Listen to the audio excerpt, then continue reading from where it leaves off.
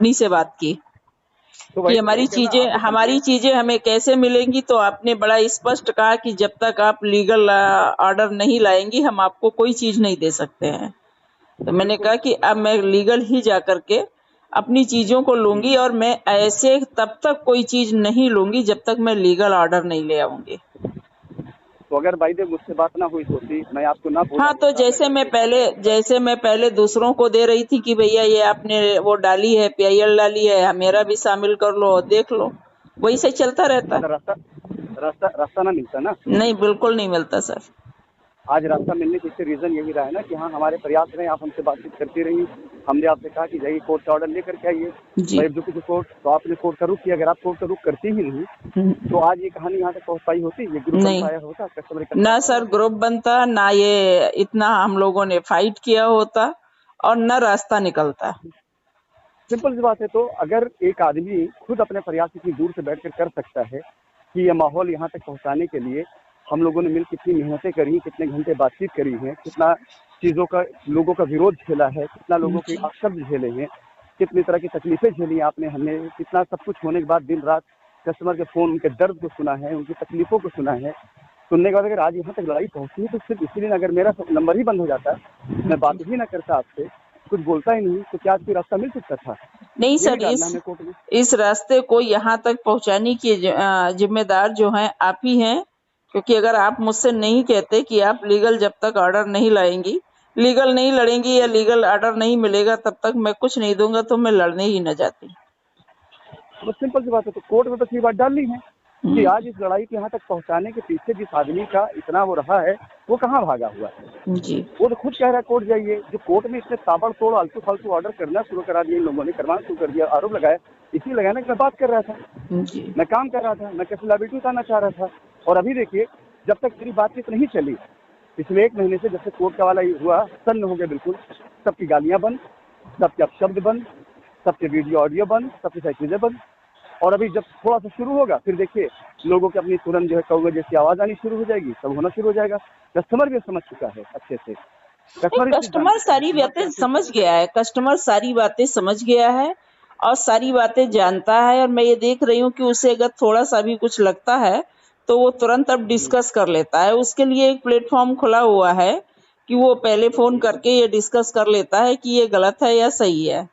आज एक फोन आया था गाजीपुर से, मैं नाम तो नहीं हाँ हाँ हाँ, लूंगी, और शायद आपने वो मैं समझ सुनी गया। है। हाँ, तो मैंने सुन लिया, उस आदमी को 50 लाख रुपए दिए गए लाइबिलिटी उतारने के नाम पर, वहाँ साइट चालू करने के लिए।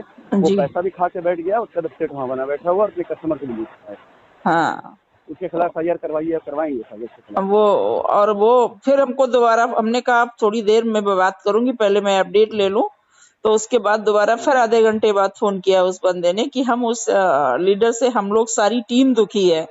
तो हमने कहा आप टेंशन मत लीजिए, आपका मैसेज, और ऐसा कोई लीडर अब नहीं लाया मैं जाएगा जिसने कस्टमर का शोषण किया हो। मैं सीधी नाम लेके बात है। बता देता हूँ। जी। मैं नाम लेके बता देता हूँ।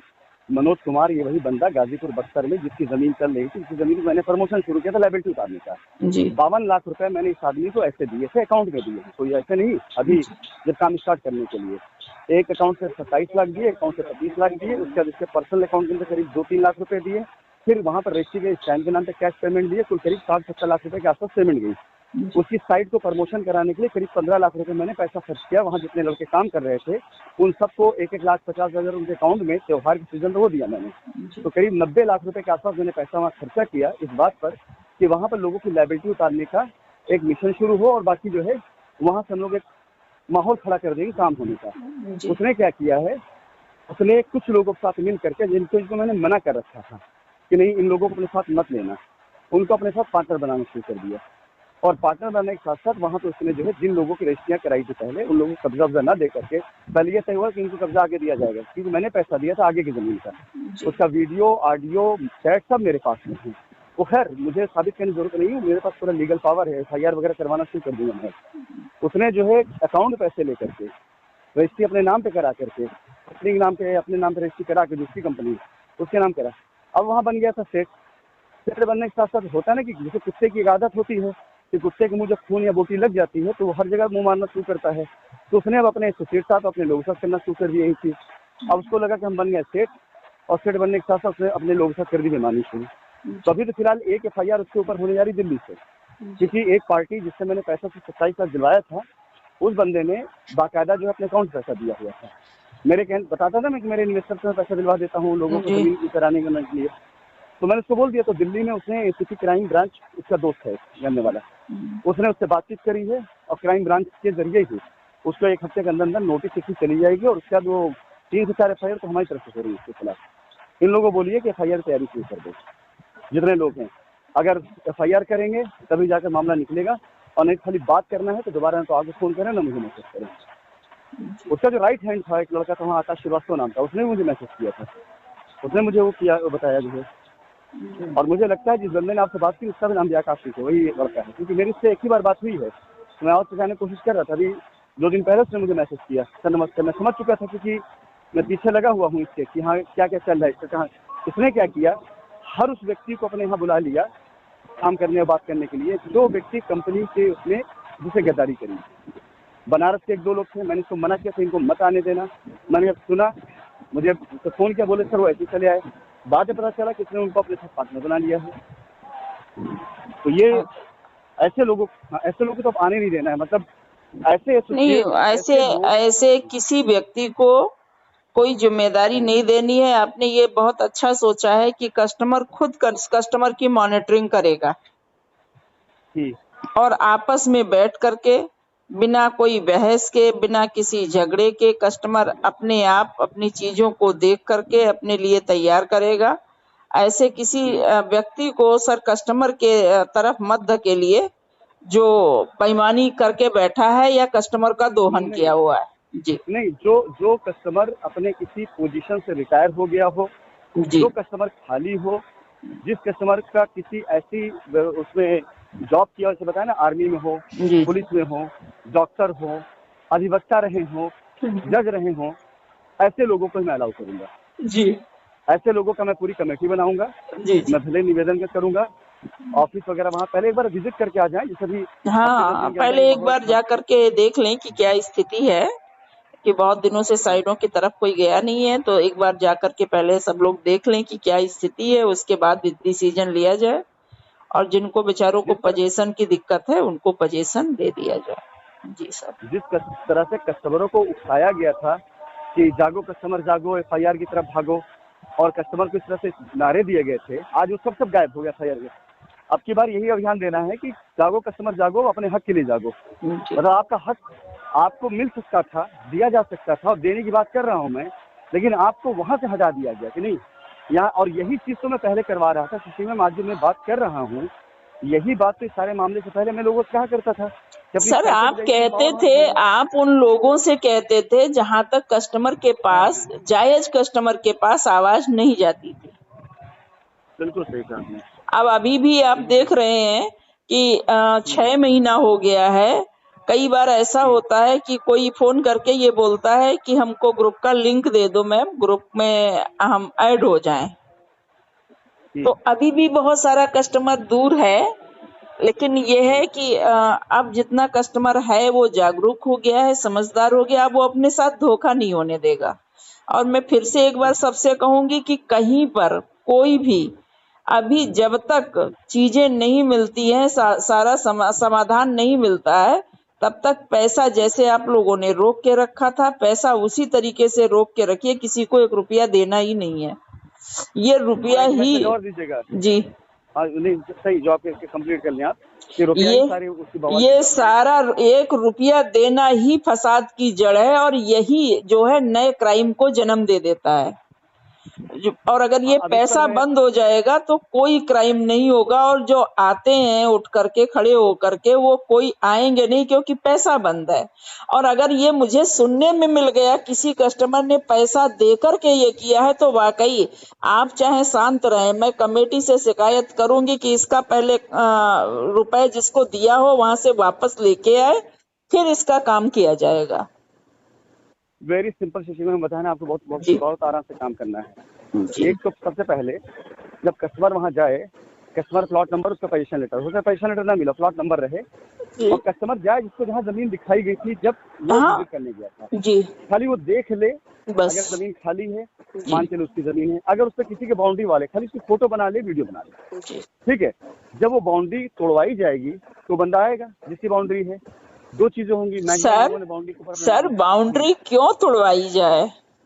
नहीं नहीं, हम बताते हैं, हम समझ नहीं, सकते हैं तोड़वाई हम जाए। समझ गए। उस कस्टमर ने इतने दिन वेट किया, इतना लॉस सहन किया है, बाउंड्री उसी बाउंड्री सहित उसको प्लाट दे दिया जाए, क्या दिक्कत है नुकसान करने की? मैं आपको बताता नहीं, नुकसान नहीं है, फायदा जी है, मैं बताता हूँ। जी देखिए ऐसा है कि मान लीजिए आप हैं, आपने जो है बाउंड्री करा दी है, जी और आपने किसी और जमीन कराई है, आपको पता था कि नहीं, और जी किसी और को दे दिया, कल को लड़ाई खत्म, फिर आप पहुंचेंगी, आप भी तो परेशान होंगी, जी आप भी इस चीज लेकर परेशान होंगी, भाई हमारे जो बाउंड्री कराई थी इन्होंने, और जो बंदा पहले लेके वहां पे बैठ गया है जिसका हक था, उसे परेशान करेंगे। जी इस चीज में जब तक ऐसे एक्शन नहीं होंगे जिसकी हाँ, ये खबर भी आप तक सही ना है। पहुंचे, जब जी आप खबर पहुंचेगी कि भाई ऐसा है कि वहां पर आपका अवैध कब्जा तोड़ दिया गया, आप आओगी तो आप बताओगी सच्चाई ना, कि आपको किसने दिया था, क्यों दिया था, कितना पैसा लिया था। जी जी फिर आपसे एफआईआर कराई जाएगी कि आप एक काम करिए, एफआईआर करिए। ये लड़ाई अब शुरू होगी, ये जी लड़ाई अब शुरू होगी। एफआईआर क्या चीज होती है, एफआईआर कैसे होती है, ये लोग अब देखेंगे। तो ये मतलब वहां पर जो साइट पर जाना है, साइट पे जाकर अगर जमीन खाली, कोई दिक्कत की बात नहीं। हमारा देखिए, हमारा उद्देश्य इस बात का नहीं है किसी पे नहीं है, पर हमारा उद्देश्य कोर्ट की नॉलेज में बात ले आना है कि बहुत से कस्टमर ऐसे हैं जिनका कोई दोष नहीं है, बहुत से कस्टमर ऐसे हैं जो एफआईआर नहीं गए हैं, जिन्हें इस बात से नहीं लेना देना है, उनकी जमीन दे दिया जाए, और इन लोगों की लड़ाई में इनकी जमीनों पर दूसरे लोग कब्जा करके वहां पर अवैध धंधे कर रहे हैं, अवैध कब्जे कर रहे हैं, अवैध बाउंड्री बना रहे हैं। बस हमारा इतना सा मकसद है कि कोर्ट में ये बात डालना।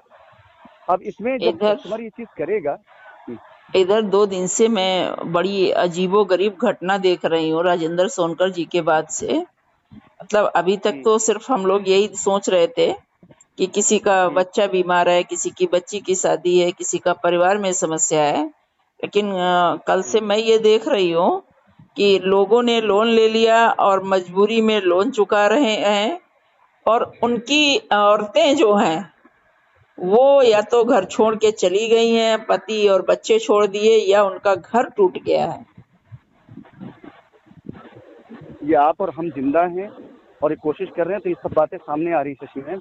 जी नहीं सर, तो ये चीज आप बहुत अच्छी मतलब इस दर्द बात को होता सामने है सुन करके, बता रहे हैं बहुत दर्द होता है सुन कोर्ट में करके। डालिए, कोर्ट जी में डालिए, कोर्ट बिल्कुल में डालिए, बिल्कुल। कोर्ट में डालिए। आज जो बंदा बोल रहा था जम्मू कश्मीर से, और उसने जब ये बात कही, 2 बच्चे और वाइफ चली गई, तो बड़ी तकलीफ हुई सुन करके, और वो अभी भी बेचारा लाइबिलिटी उतार रहा है।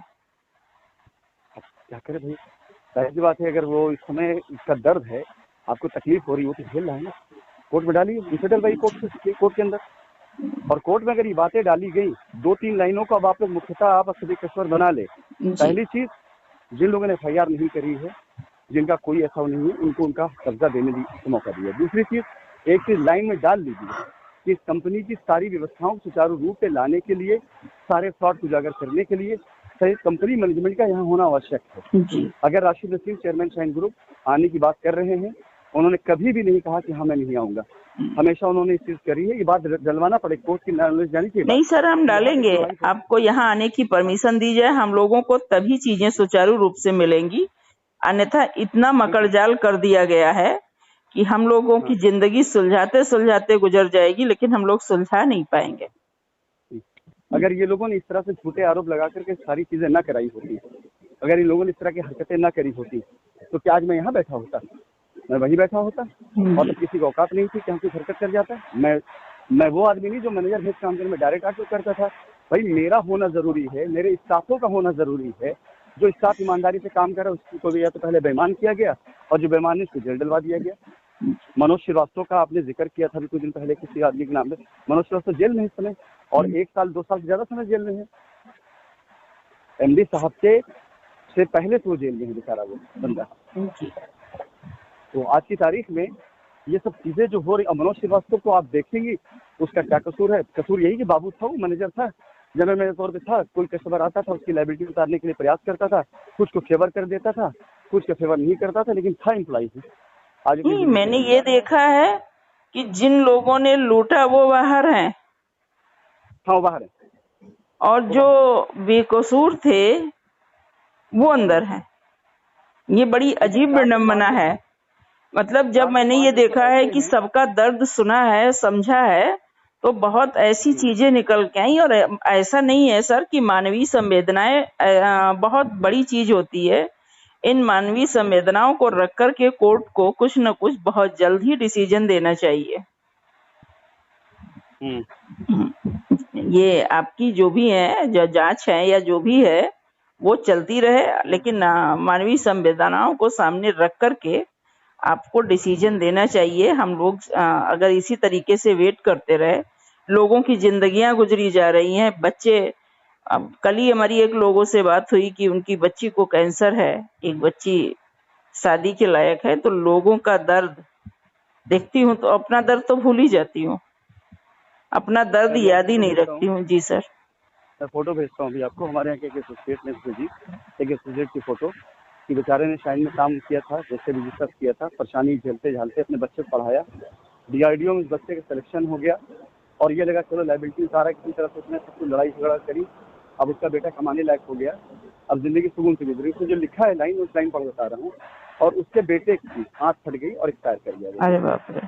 उसने उसने फोटो भेजी, उसमें बच्चे की जो है अंतिम संस्कार की तैयारी हो रही है, अंतिम यात्रा की तैयारी हो रही है। मतलब ऐसे से लोग मतलब हैं जो आज भी जो है अपने जीवन का वो दर्द झेल रहे हैं, जिस दर्द को अगर आप सुन करके रोना हो जाता है, जो उनके ऊपर गुजर रहा है।